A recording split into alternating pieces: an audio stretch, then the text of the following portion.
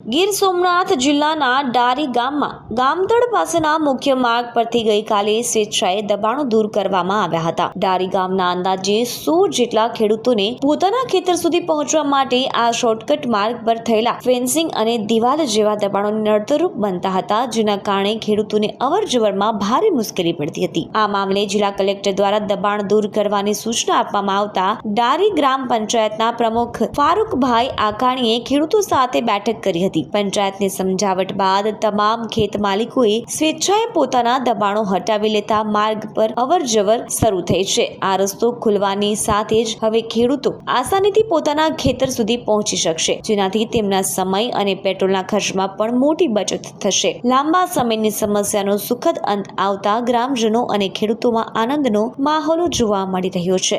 ચોમાસામાં છે કે વાવેતર કરવું હોય, સાથી આંકવું હોય તો 2-3 કિલોમીટર ફરવું પડતું। આ રસ્તો આવો પેક હતો। આ રસ્તો ખુલી જતા અમને ઘણો ફાયદો થયો અને ખેડૂતોને બધીને માટે ફાયદો છે। અને સરપંચના કલેક્ટર સાહેબ કહેવાથી સરપંચના માર્કેટ હેઠળ સારામાં સારો રસ્તો બની ગયો। કેટલા કિલોમીટરનો રસ્તો સાફ કર્યું છે?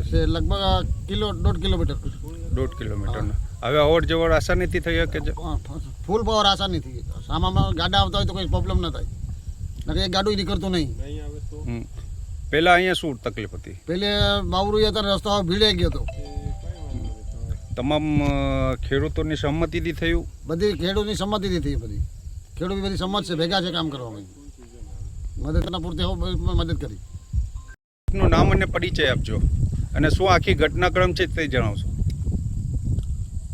હું ફારૂકભાઈ આકાણી, સરપંચ ડારી ગ્રામ પંચાયત।